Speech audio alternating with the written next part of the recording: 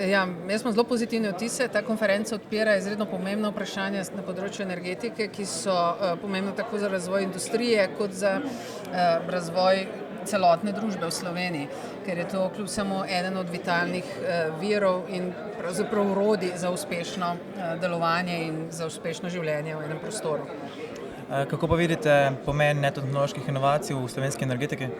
Ja, tudi koncepti netehnoloških inovacij vse bolj prodirajo v slovensko energetiko. Vsa ta dinamika na področju tehnologij, na področju različnih virov in pa predvsem različnih akterjev, ki se pojavljajo tako na nivoju storitev, kot predvsem v trgovini in v zbiranju naročil oziroma razprševanju različnih energetskih virov. Mislim, da odpirajo odličen poligon za nove poslovne modele, za nove igralce in ravno znanje netehnoloških inovacij bo tudi pomagalo vsem novim igralcem, da tudi uspejo.